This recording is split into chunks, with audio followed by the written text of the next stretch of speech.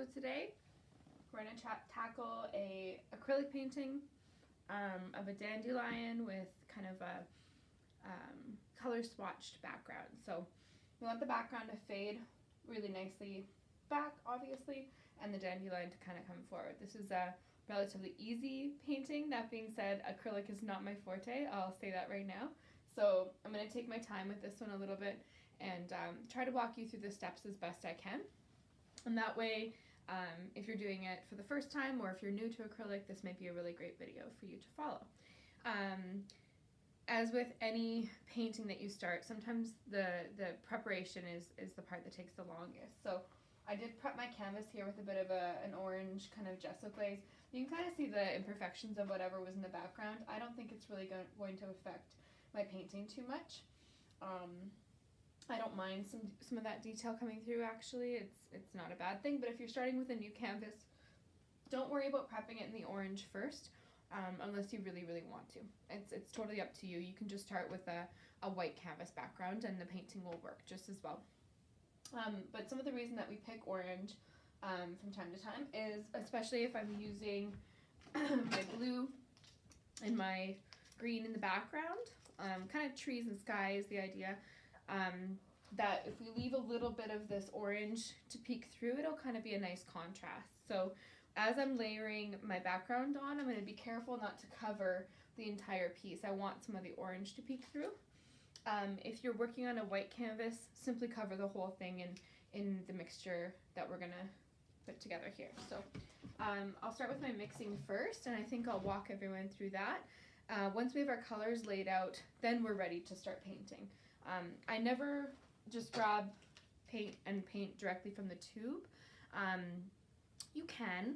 A lot of paint nights and things like that you may have gone to in the past, they do that, and that's totally fine. You can paint from the colors that they have pre-mixed here. But if you want something a little bit more natural looking or a little bit more professional, doing a bit of mixing first really does make all the difference, and in my opinion, is kind of the most fun part, is pushing the paint around. And then applying it, of course, is you know, nice for the effect, but I really like playing with paint. So mixing is really fun for me. So again, if you don't want to mix and you want to paint straight from the tube, then feel free to do that, and I'll show you how to blend it out. But I'm going to do some mixing over here, and then I'll get into the rest of the painting with you guys. Okay, so we're going to work on mixing over here. I got these trays. I think I just got these ones on Amazon because I was looking for some for class. Now you can find very similar ones at the Paint Spot and at Gilded Rabbit, and they're both doing curbside pickup right now. So if you're needing some mixing trays or supplies, that's where I would go. Alternatively, you can totally just use an ice cream lid. You don't need something like this. I know a lot of people who use old baking trays. Basically anything that's kind of a flat surface that gives you a reasonable amount of space to mix in. My favorite tools for mixing are, I have this Catalyst kind of spatula thing. Honestly, I saw somebody on a YouTube video recently just using an old spatula, which is actually kind of brilliant. This I spent maybe, well, it looks like $9.50 on. I could have gone to the dollar store and gotten a crappy small spatula, and that would have worked just as well. And then I have a metal palette knife here as well. This one I was using with my oil paints. I find it's a little bit more effective for acrylic. So what I'm going to do is have a couple of tones of my background here to start. And blue is quite bossy. You don't really need a ton of it to make it effective. So I'm just going to add a little bit of blue in here. And then over here, I'm going to add green. If you don't have green, don't worry about it. Like, just mix it, right? If you have your yellow and your blue, I have green, so I'm going to just use it, because why not? Because also, I want to preserve my yellow. The colors that you will find you will run out of the most are yellow and white, and that's because we generally use them as mixing colors. Yellow I'm going to have a bit more of, because, again, we use it as a mixing color, and it runs out quicker. So if you don't have green, just put a little bit of green and blue together and use it there. And then I'm going to have my white. And this white up here, I'm going to try to keep this as pristine as possible, but I'll likely have to top it up again later before I start my dandelion, and that's okay. Again, we're using this as a mixing color, so not a worry. And then I'm going to use a bit of brown, and what the brown does is it sort of dulls everything down just a little bit and makes it a little bit more natural looking, especially with a blue and a green and these kind of earth tone colors. So I'm going to mix just a tiny bit in with all of them, and what that's going to do is help me kind of determine that background color. And then I've got a bit of a matte medium here. I don't have much left actually. I've got to grab some more. But this is awesome for extending your acrylics. So in the same way you might add water to watercolor, I mean you need it to paint anyways, but you may dull the color down, let's say, or water it down with water. You can't really do that with acrylic, right? So the way we do that is with a medium, and you can use a gloss medium if you prefer, and this is just a matte medium. So I like matte when I'm working with my layers, because really you want the luminosity to be built up by the paint and not by the sheen on the paint, which kind of can confuse the eye. So I always use matte medium when I'm mixing, and then I use gloss medium or a gloss varnish at the end to finish my painting. So I'm just going to use a little bit of this in each of the palettes, and you can see with the white I didn't put the brown there, and that's simply because I want to keep my white fairly pure, and I might mix some of the white in later or pull some of those colors in later, but for now I'm just going to leave that there. So again, I am not a professional acrylic artist. This is simply my system and the one that I use predominantly when I'm mixing colors. So and then for this blue, this is going to be the base of our blue. I'm just going to take a bit of this brown and a bit of the white, or a bit of the matte medium, sorry, and mix it together. And basically what this is doing is it's dulling down that blue, and it's making it a little bit darker. It's also making it a little bit more natural looking. Again, like that's a lot of blue. There's no way I'm going to be using all of this, and I have a what I call like a mud tin that I'll be using after. Here's my rag. I mean, feel free to use paper towel. I use rags because I'm trying to be eco-conscious. If that's something that you're into and you want to do that as well, please, by all means, but otherwise don't worry too much. You can just use paper towel. You can also see just to my right there, I have 2 bins of water. I have my kind of general wash one, and then one that I'm going to keep clean. The reason that you want to have an extra water is this one's going to get muddy pretty fast, and if you're using that one to mix, it's going to look pretty crappy. So I usually swish in this one, and then I use this one secondarily. Just go back here. And then we're looking for a sky blue and a pretty light green as well. So I'm going to put a little bit of white up here and a bit of yellow. Or sorry, a bit more white up there. Because basically I'm using that as my mixing. So I'm going to take a bit of this blue, not too much. I'm going to mix it in over here. And that's kind of the color I want. Nice light sky blue. Doesn't have to be too deep. And then I'm mixing some of that white in back over here. There we go. That's looking a bit better. You want everything to be in the same family too. So when you're mixing, you're kind of bringing things in and moving them around, because you don't want them to look totally different from each other when you're blending. It's nice to have things that are in the same kind of range. You may have noticed on your supply list that I mentioned a water bottle. It's for times like these. So what I'm going to do is I have this on, yeah, I have it on an extreme spray for my cat when she's being bad. But what I want it on is like a mist setting, because you're going to want to kind of mist your palette every once in a while. Acrylic is a polymer. It's a plastic, so it wants to dry really quickly. And so you want to keep it nice and limber.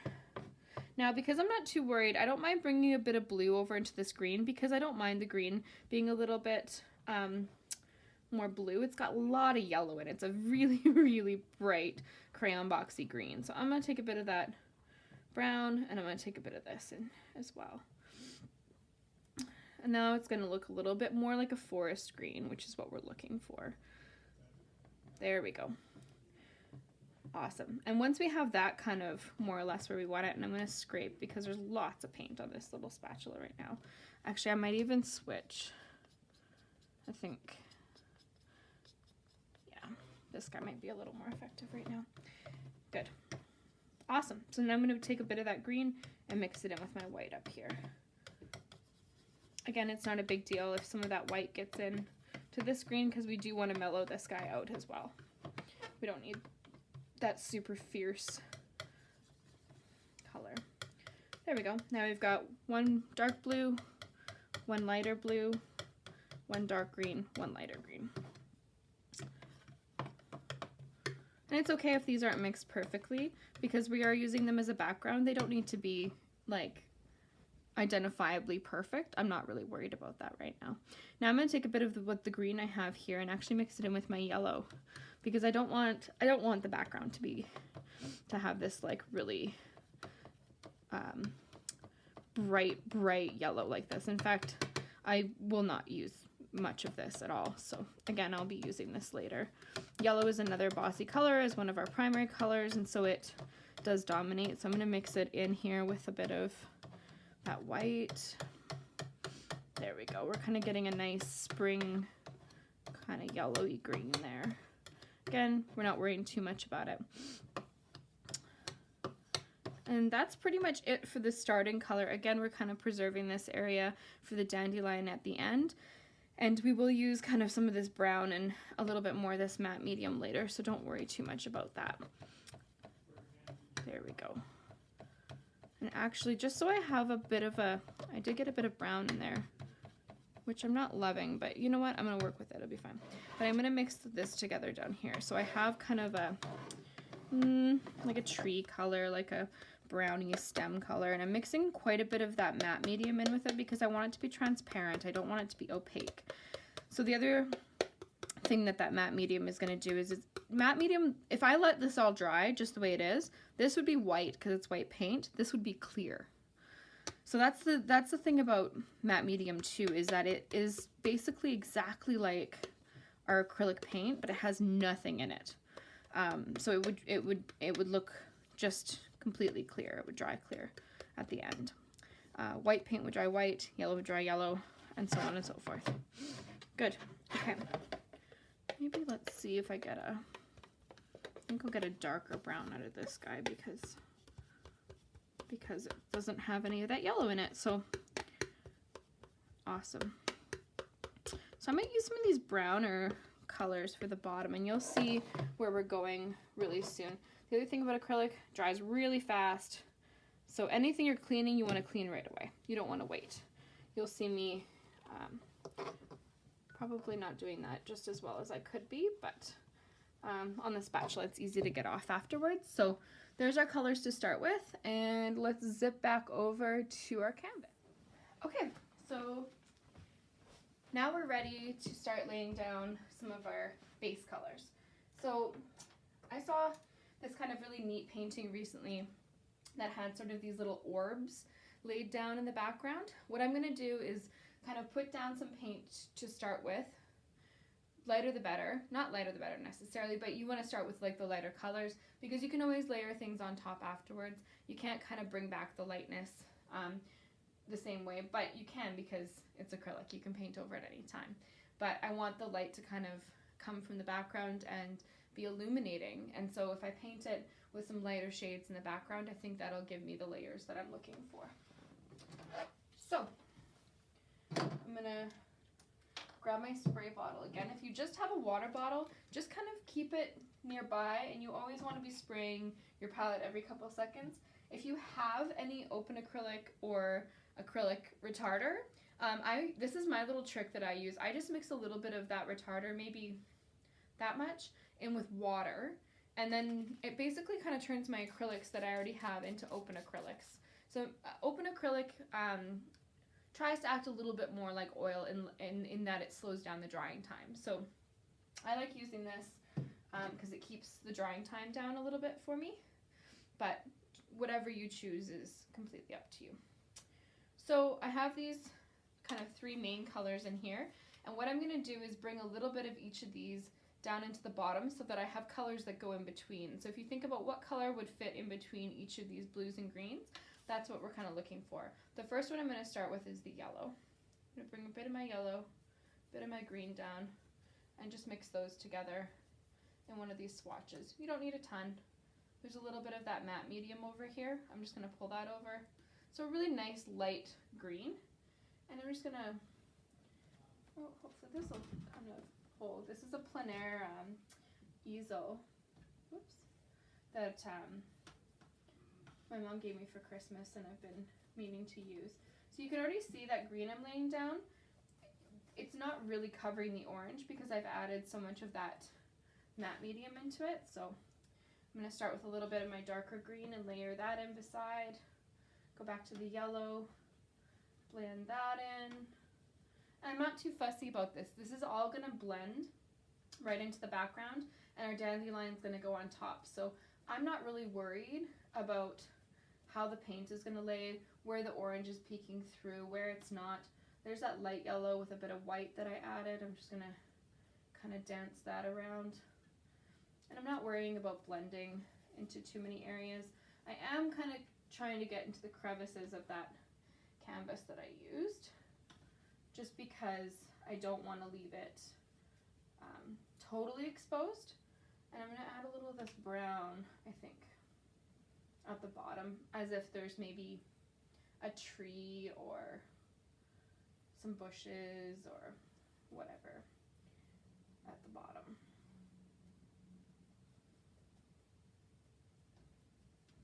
And I'm just covering this.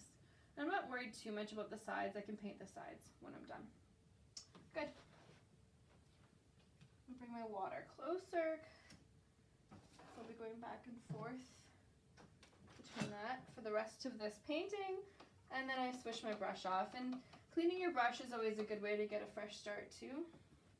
And reinvigorate that paint as well. So going back in and touching it up. Similarly, you can always use your spray bottle on the canvas itself. Otherwise, you're going to get a really quick drying time. Like this background will take maybe 5 to 10 minutes in our climate to completely cure, and you can just keep painting, which is the beauty of acrylic paint. I'm going to switch over to my blue. We've got a blue sky, and you can see because of the color blue that I chose, it doesn't really want to mix with the yellow. You may find that yours really does want to mix, and it almost immediately starts to fade in with it. That's fine. Don't worry too much if it fades into the green. But you want this kind of washy, blended background is what we're looking for. Not a lot of definition. It's almost like if you were looking at a garden scene and you were squinting your eyes and it suddenly went really fuzzy. That's kind of the idea. We're not focusing here on the background too much, but we can kind of make believe that there's certain elements kind of existing within that our field of vision. So I have a bit of dark brown here in the left corner. I've got some really nice light spring greens in the right corner, and I've got a bit of that light blue up here. I'm going to add some more white, I think, or not white, but that light blue color we created. Let's add some more of that blue. Again, I didn't use a phthalo blue. This is kind of an ultramarine color, so it doesn't dominate. It's not as bossy as some blue colors are. You may find that your acrylic paint, your blue color really wants to take over. If it does, let it. It's not a big deal. Because we're painting the dandelion over top, to me, that's not the focus anyways. So if it wants to be bossy, then let it be bossy. Good. And I kind of am liking this green, like it's quite, I mean, the green is actually bossier than the blue, which isn't normal. Usually it's the other way around. And I'm changing my brush stroke directions constantly. I'm moving from one direction to the other, and know that you're going to have those brush strokes will stay because it's acrylic. It's going to dry like plastic, and so you're going to see the brush strokes afterwards, and so you do kind of want to blend them out a little bit if you can.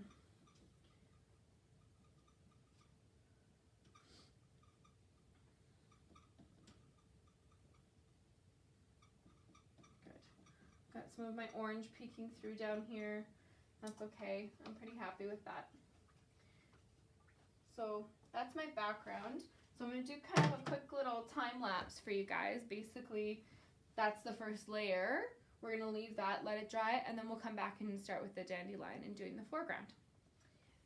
Okay, and we're back. So I've let this dry.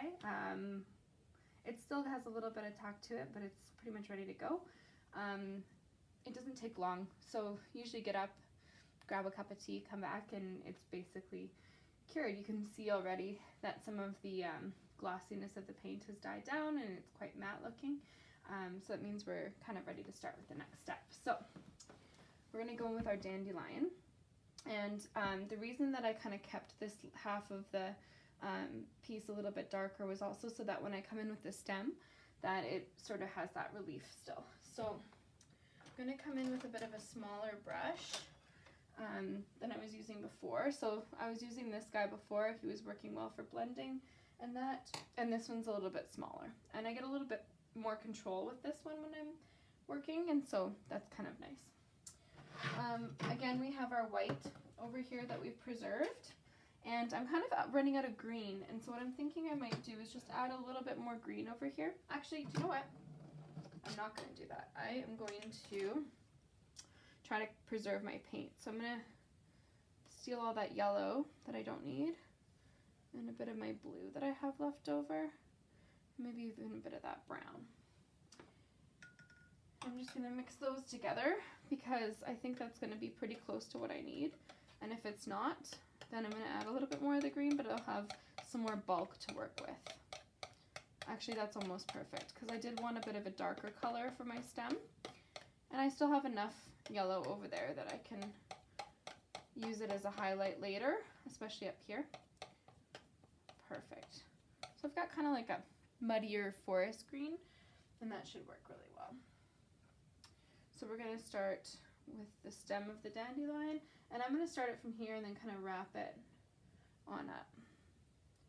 Don't worry too much about the shape. Again, this is acrylic, so if you don't like where you've put it, if you don't like the color, if you don't like the shape, if you don't like the width, whatever it happens to be, there's no pressure because you can just paint over it.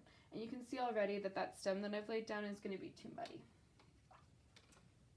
And I know I said I hate painting out of the tube, but I am going to mix just a little bit more of this in and then add that mud that I just created. And again, this is just the first layer anyway, so not a big deal. Getting a bit of a kind of relief section here from that canvas or that painting that was on here from before. So I'm just going to go ahead and cover that up. And I've got my cloth, and I did change out my water too. So if you haven't changed out your water, pause, go change your water, come back. Because chances are it's probably muddy. Okay, now I'm just going to mix in a little bit of that more vibrant green with that kind of muddy green that I created. I want it just a touch brighter. If you didn't want to mix green again, you could just add some yellow in there and it would work. There, that's a bit brighter. And don't be afraid, because we want this to come to the front, don't be afraid to really use some of that paint and make it thick if you'd like, if you're really wanting to play. My stems may be a little thicker than I like, but I've seen dandelion floofs with thicker stems, so I'm not worried about it. And then as you go, adding in more of that vibrant green color than not. Some of this is also going to be covered by the little dandelion floof, so I'm not too worried. Blend in that part there. Oh, my canvas is coming through again. I guess that bottom layer wasn't quite dry. That's fine. Easy to cover up. I'm just going to grab a little of this yellow. Sure. Okay. And now this brush is even probably a little bit too wide for what we're going to do for the work in the dandelion floof. So I'm just going to go grab myself one of my finer tipped watercolor brushes.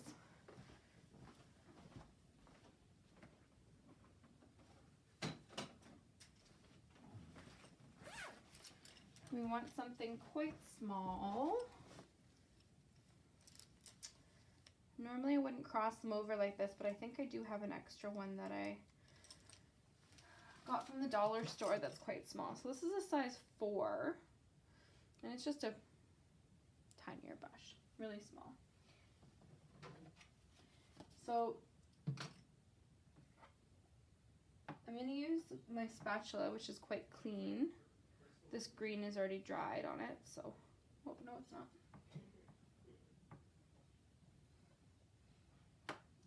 Okay, now clean that off really good.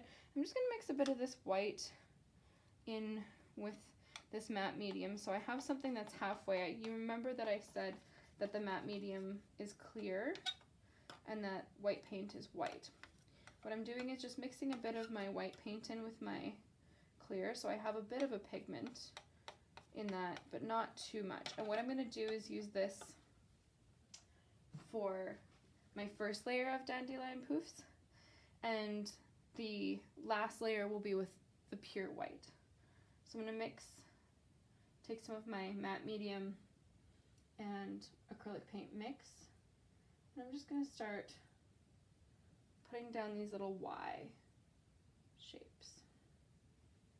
There's no rhyme or reason, there's no certain type of density you're looking for or shape. It's more just the pattern. You're kind of just laying down these first couple really lightly. If you're finding your paint's a bit thick like I am, just gonna give it a little spray. Just water it down just a little bit so it's gonna flow a little nicer. That one's a little big, but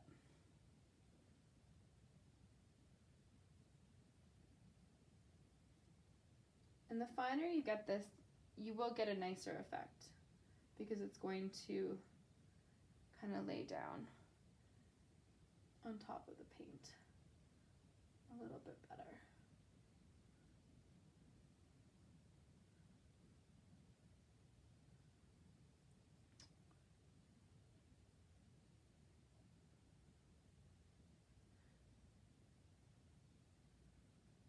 There. So that's my first layer. Not worrying too much about where they went or what order, or if you were working flat, this might be a little easier because you could rest your hand and get that effect. I kind of don't like this guy. Whoops. But see how it's picking up my background. So I'm just going to blend that back in. Not a big deal. I just didn't want it to be quite as thick as it was. If you get to acrylic quickly, you'll find it'll move for you, but if you wait too long, it's dry. Good. Now I'm pretty much ready to go in with my next layer. I'm going to mix a little bit of that matte medium and white mix up here and mix in a little bit more of my white. So this is almost like a value 2. It would be in between the matte medium and a little bit of white. This has a little bit more white, and then our full white would go on at the end. And feel free as well to wait a little while in between. You don't have to kind of rush into the next layer right away. And these ones you want to be a little bit more exacting with, if you can. You want them to come from the center and have a bit of a wider breadth. And you should see they should start to lay on top of one another. If they're not, it's probably because you've mixed a little bit too much matte medium in it and not enough white.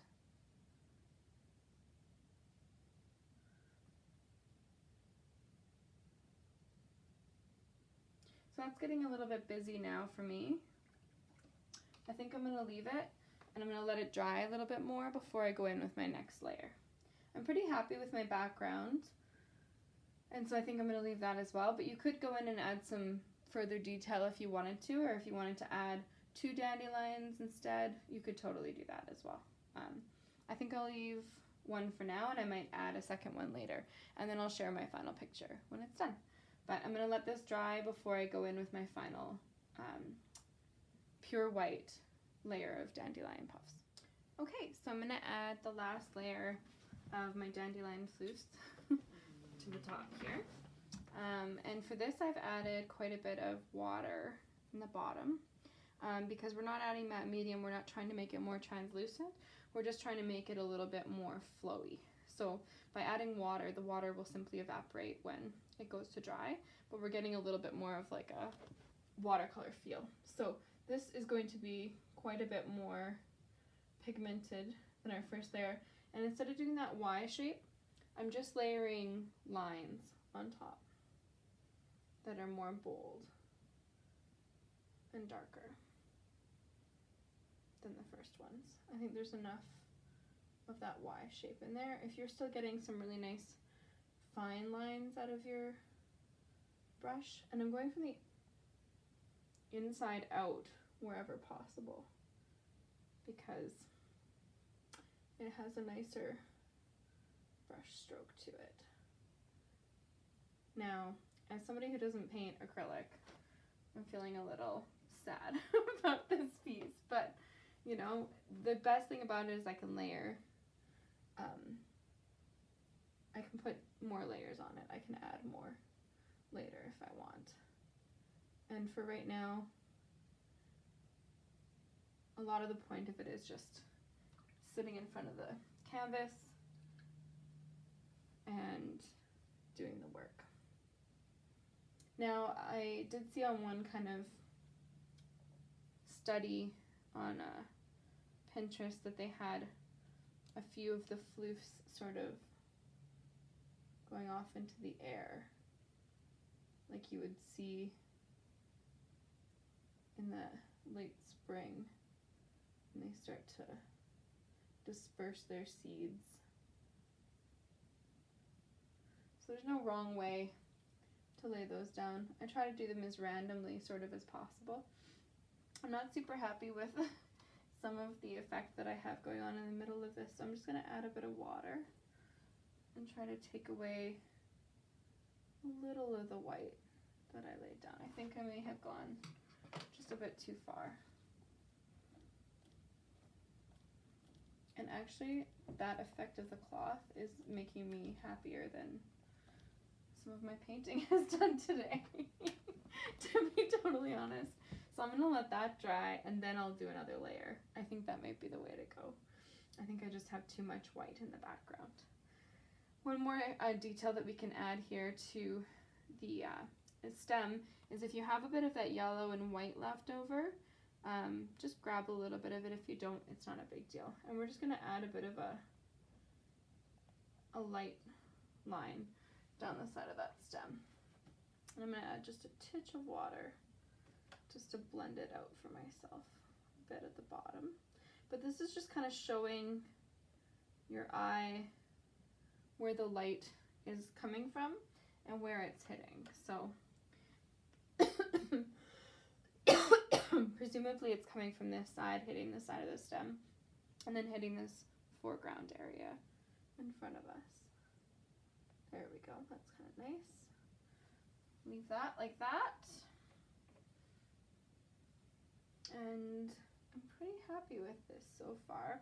I may just add, because I have a lot of the screen left, I may just add some grass, I think, just for some interest at the bottom, because we don't have a ton going on in this painting. It's not super multifaceted or difficult, so I just kind of want to add some grass. I'm starting with that muddier green, darker green color first, and then I'll play with adding some of the brighter green after.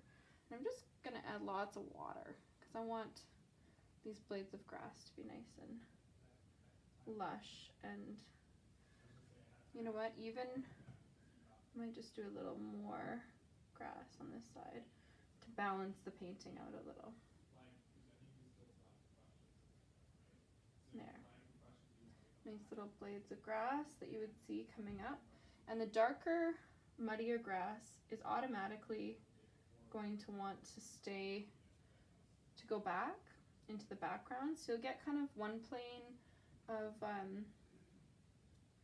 field of vision, and then the brighter grass will want to come forward. So this is kind of in an effort to use up my paint. I don't really like wasting paint, and there's a lot of it down here, and you know what, why not, right? Got some of that brown left, throw it in there. It's not going to go astray at all. The brown will actually look really great on top of that yellow. So there we go. Maybe a little bit over here to create some depth of dimension. thank you for being patient with me throughout this acrylic study. I'm going to work on my skills this week and brush up a little bit and find some really great tutorials to teach for you guys next week. Next week we're going to be doing a sunflower, which is going to have, it'll be kind of a level up from this. There'll be some more detail that we can add into it, and it should be a fun one. I'm trying to stick to kind of spring themes and, you know, brighter themes right now. Obviously, with all of what's going on with COVID, it's nice to have something bright to look at. So I'm grabbing some of that brighter green color. You could totally wait a few minutes to let everything dry and you'll get a bit of a nicer layering effect, but just in the interest of time, I'm just going to lay some of that down. Get things moving. And I kind of didn't do as much of that muddier brown over here because it's already a brown background. You probably wouldn't see it very much, but I'm adding lots of water when I go in because I want to get sort of these nice blades of grass coming up and not so much like a flat background. I'm going to kind of blend out this bottom just so it's not all completely dirt. I'm just going to kind of clean my brush basically on the bottom just so it's not so dark. And that might actually be, yeah, it's kind of the edge of my easel. So because I was really unhappy with that part of my dandelion, I took some of it back. Now I'm gonna kind of bring some of it forward. And this time I'm just gonna dot it in really kind of delicately, but also a little bit thicker. I'm gonna build up another layer, I think, and add some more effect to our little dandelion friend here. There, I like that a lot better already. I'm just gonna add some more water, make sure this is really nice and flowy, but also a good consistency.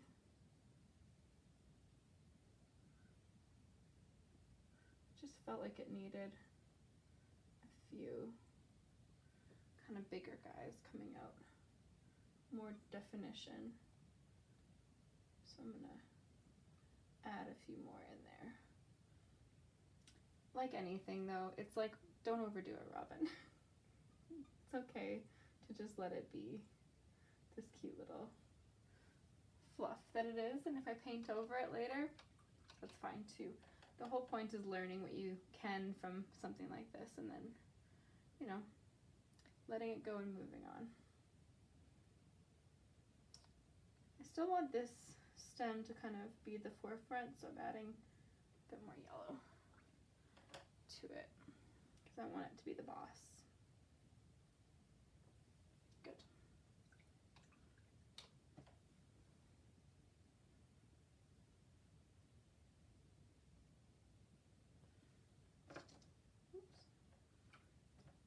And I do have a little of this kind of yellowy green color left.